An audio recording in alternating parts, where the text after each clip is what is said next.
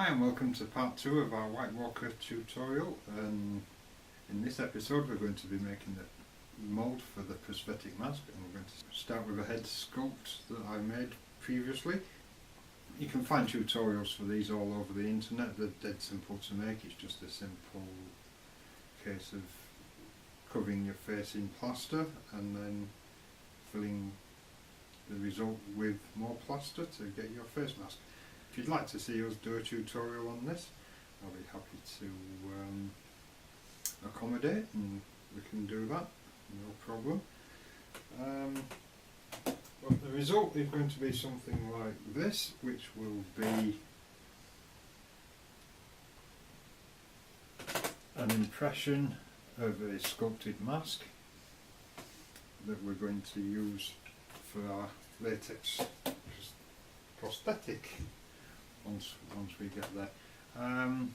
So going through this video, we're going to be doing the sculpting, tidying up and putting all the details in, and then in the next one we're going to actually do the casting, so it's going to be a two-part video, this section. So let's roll the intro, take a look at what we need.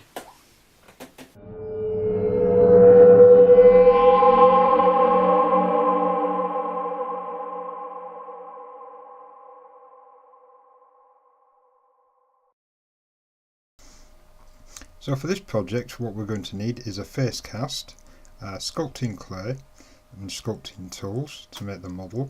Then we're going to make plaster of Paris and plaster bandages to make the actual mould, water and talcum powder just to dress everything off and make it nice.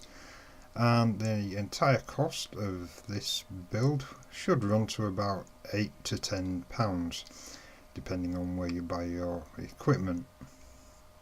Plaster bandages you can usually buy for packs of 3, and it works out at about £1 per roll, so that's a pretty good deal. And a lot of the stuff we will make at home, like sculpting tools, you can use by lollipop sticks or even plastic spoons. Just whittle them into the correct shape and they can do the job for you. So before we do anything, let's first take a look at our reference, and this is one of the main guys from the show, and we're just going to take a good look at him and look at the forms, look at what we want to achieve. We can see that he has big cheekbones and wrinkles basically, so that's what we're going to build up to, and we're going to do this in stages. And the first stage will be to build up the eyebrows and the cheek areas and get all these forms and shapes, and then come down and put in the details afterwards that we can see. Alright, we're going to start building up in this area first. That's where we need to get our bulk of our clay down, and then we need to get the nose in, and that's where the biggest forms are going to be, and then we'll go into secondary forms around the mouth, and this is just getting the shape in. This is not anything difficult. And then finally we'll go in, the actual sculpting comes on with the cheekbones, and we'll follow the flow of the lines and put all these individual wrinkles on, and this is what's going to take the most of the time. Get all that sculpted up and looking nice, and then we'll add a few finer details on afterwards over the top of that, and get some of these wrinkles in the eyes and the little cuts and wrinkles that are on top of the main wrinkles, all the skin detail that we need. Okay, so let's cut over to our sculpting now, and we'll begin laying down those forms. We'll begin marking out where we want the forms to go, and then we'll begin laying out the forms.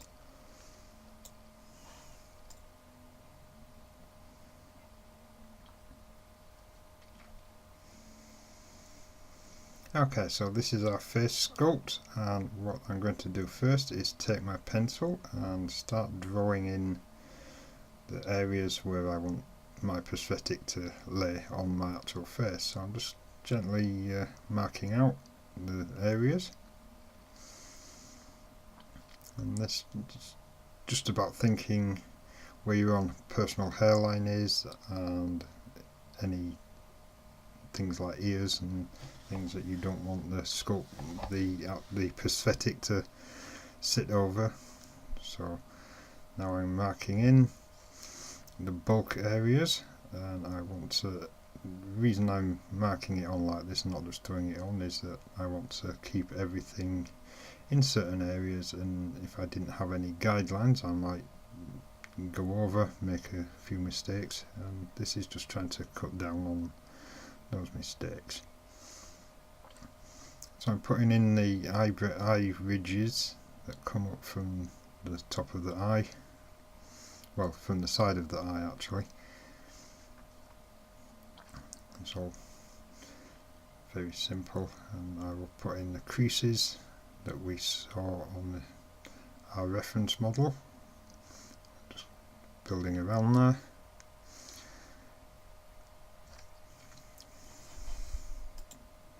And I'm just going to time lapse through and get the rest of the shapes in so that you can see where we're going to start putting the clay. I'm going to be doing a lot of time lapsing through this as we go because there is quite a lot to get through, and most of it will be pretty dull watching me push clay around for 2 hours. So let's time lapse this and get it out of the way. And so very quickly, that's our lines drawn in. As you can see, we have our cheeks and the general area of the wrinkles that we're going to put in. And so for the next bit, we'll start building up on the nose first, and we're just going to take a lump of clay and roll it out into a bit of a lump, flatten it down between our fingers, and then we'll start applying it to the cast. I'm just going to press it on and squash it down quite firmly and build it up, and we've got quite a thick piece there because we want the nose to come out quite away from our actual face. We're going to have a big old hooter going on. We just press it in gently, and then we can take some more clay, and we're just going to work on the nostrils next. And I'm just going to make a couple of little worms, just roll them nice and thin, and then we'll start applying them around the actual nostril, work them into a shape that we find appealing and a little bit alien, as in the picture, because the nostrils of the White Walker are kind of raised up rather than the little nose hoods that we have on our own noses. So as you can see, we'll just put a little loop around there, and that's going to be our nostril when we're finished. And we'll just press them down nice and flat, and finally put a little piece of clay just under the bridge of the nose, just to finish that area off. Now the next job, I want to work on the eye sockets, so I'm going to take another lump of clay and stretch it out into a bit of a lump, kind of triangle shaped, like, well, pyramid shaped kind of, and just squash it onto the side of my mask there. Now I'm just teasing it into a vague shape. It doesn't have to be accurate at this stage. It just needs to be a vague representation of what we're looking for, because we're going to force it into the correct shape later on when we've got everything down. So now you can see I'm just bulking it round and getting something that I'm happy with.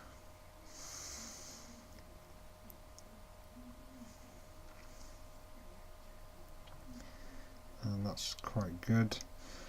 So now I'm going to do the other, exactly the same on the other side, taking a nice lump of clay, squashing it into the right shape,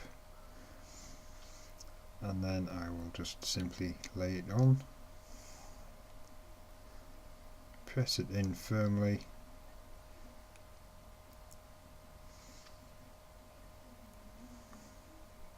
and then work it around under the eye, squash it down. Now, one thing that I'm not very good at is, well, sculpting actually. If truth be known, this is my first, well, it's my second sculpt because I did a test run before. So this is basically amateur hour. It's in sculpting, but one of my main things is that it's not symmetrical. I don't have that skill yet, but with this particular kind of model, we don't really need it to be symmetrical because it's the character is a bit lumpy and weird anyway. So some obvious discrepancies aren't going to look out of place on this one. I mean, on a different model you might have to take a bit more care over that, but on this one the less symmetry we have, the better in fact, as it's so wrinkly and disturbed. But that's we'll talk about that later. Now I'm coming in, I'm going to build up the eyebrows to complete the main bulky structures, and I'm coming in with a strip of clay and then just pressing it down into a sort of shape that I am happy with.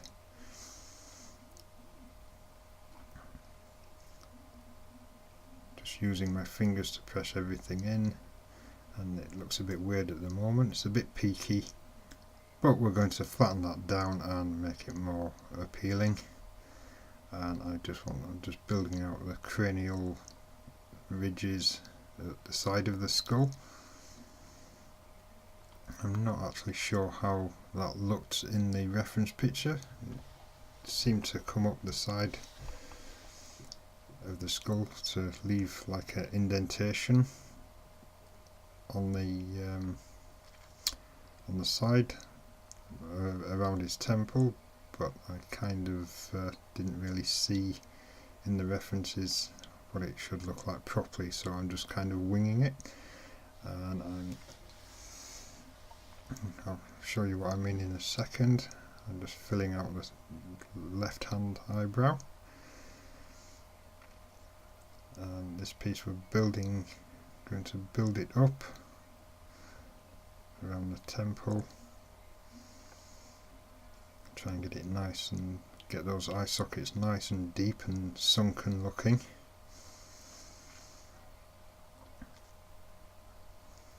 Just gently pressing it down. Now we're flattening off the brow ridge, making it more rounded, and we're actually going to carve out later some more of that.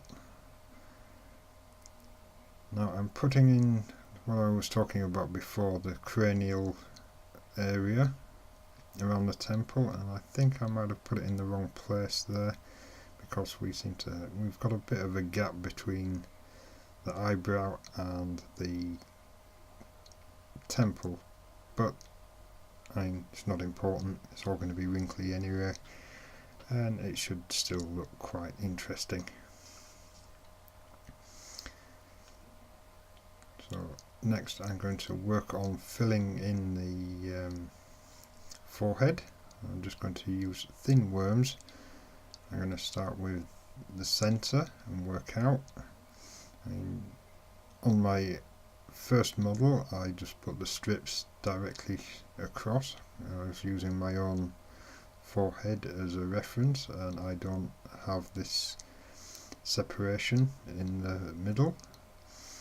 My forehead wrinkles go straight across my forehead, but I thought we would stick more closer to the reference image this time, and I'm just layering in a series of clay worms, flattening them down, and I'll do that over the entire forehead. I'll just throw those in and I'll press them down towards the end and just blend them into the actual size of my own skull. Now come in with the cheeks. I'm just laying some strips down for both the cheeks and the mouth areas, and then I'll start smoothing things off. And we're in time lapse at the moment, so things are going a bit faster. Don't be afraid to move your mould around, your head sculpt. You need to get into all those angles. And then finally we're going to just go through the process of making and laying on dozens of little worms to form the base of the wrinkles that we're going to sculpt in. I'll just do that repeatedly across the whole of the face and across the top of the skull forehead area, and we'll just press them in, lay them on, press them in, lay them on, press them in. It's all dead easy, just following the contours of the main shape of the body, as you can see me doing here. Lay them on and let them flow around, and that gives us the size that we need. And this process does take quite a bit of time, I think, all in all, from laying the first piece of clay on to the final creases. It took me about an hour, so that's not too bad. As you can see, we're not putting them on exactly evenly, we're just moving them on. There's plenty of gaps and we're filling those gaps in with short pieces of clay, and that gives us some definition and different kinds of folds and creases in there as well. It just makes things more visually interesting at the end, and that's it for the first section. So now we can begin the actual sculpting, and I'm using some metal tools that I had lying around from years ago, and you can use popsicle sticks or just carved from a plastic spoon or something. It doesn't have to be expensive tools, and the idea behind this is that we are taking the edges of each of these creases and just blending them together and rounding the creases off so that they look more natural. And we're going to work our way through these and just carve them in gently, keeping an eye on just how the form looks and feels. And this is just where you are using your eyeballs just to make the edges look nice and see where everything is coming together. So I'm just going to let this run through and start talking at the end.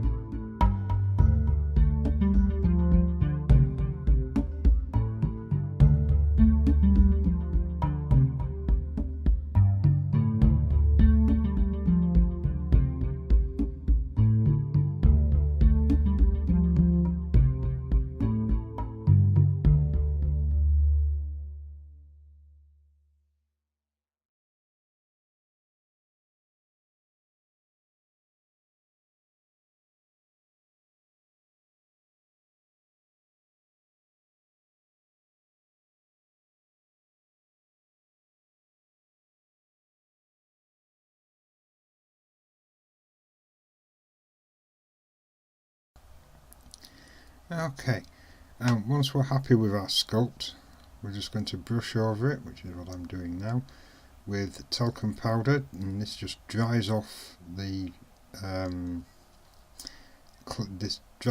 clay and allows us to move on to the next bit. Of course, we're going to be layering a sheet of plastic over to dig in the fine details, and without the talc the plastic would stick to the clay and we would get some horrible artifacts coming up. And this looks a bit thick, but we need to brush it off as best that we can. And just get into all those cracks and surfaces, and don't worry about the talc too much because that's just a soft powder that won't actually affect won't affect the sculpting. I'm just using a makeup brush to apply the talcum powder. It's one that I got from the pound shop with a selection of other brushes that I find good because they're nice soft brushes and they don't scratch the surface of the clay. I'm just going over, making sure we've got all the clay there, and then we can move on to the next step. So we're just going to layer on a sheet of plastic, and I'm using the piece of plastic that the actual clay was wrapped in. I've just washed off any excess.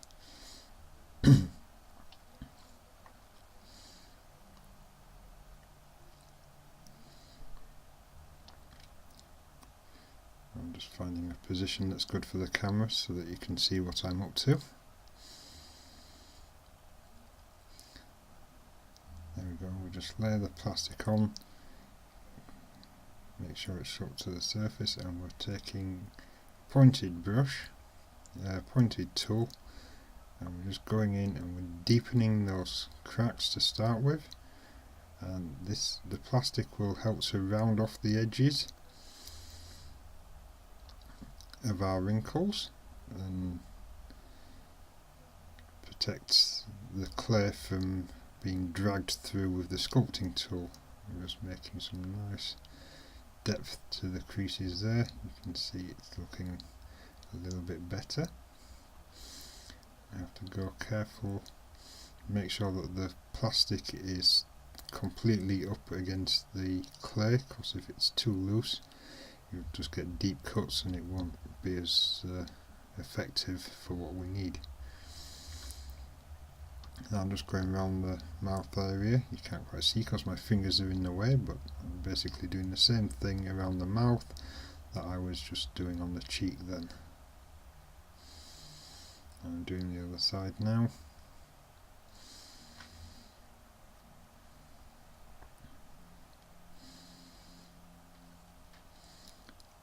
Holding the plastic in place gently with my fingers, not pressing down too much because you can still squash the clay is still soft. Gently detailing, not detailing, but making those creases more pronounced. Then I'm just going to come in with my spoon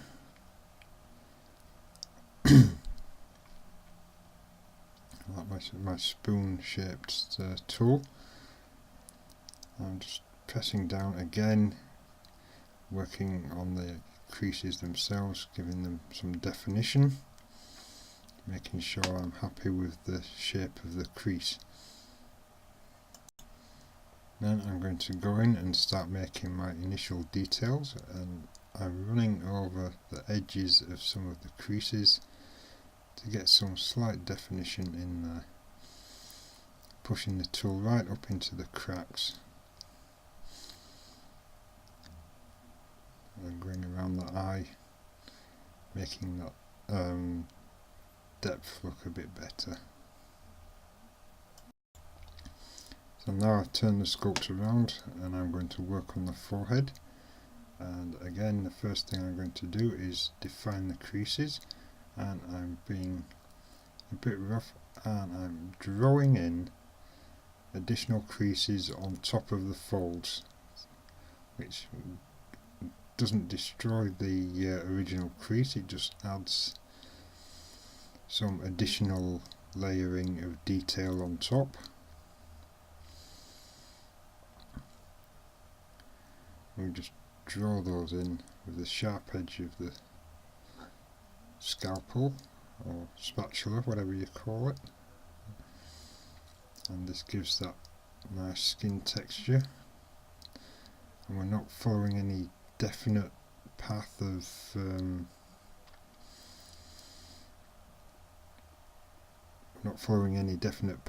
the tool. We're just going along the flow of the sculpt.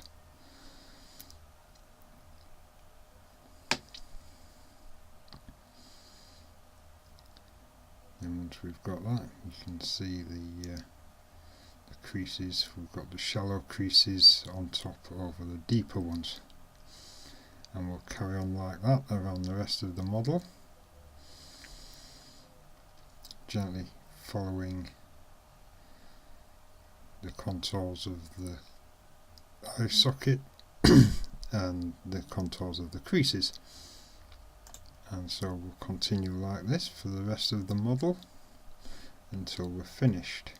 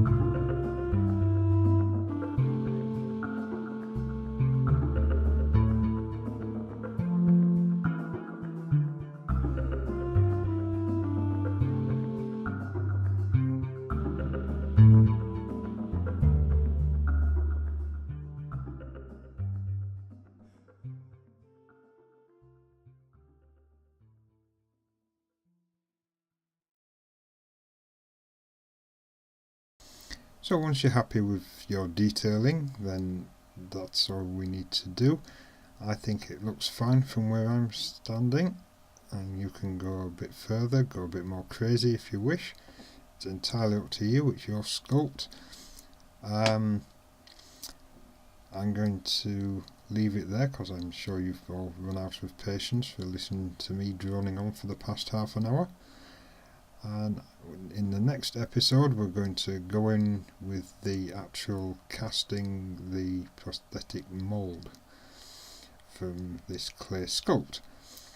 So until then, don't forget to subscribe so that you can catch the video when it comes out, and we'll see you then. Also feel free to like this video and leave a comment in the thing if you have suggestions or ideas of how we could have done it better. It's all good to learn from each other. So okay, until the next video, good night and enjoy sculpting. It's good fun.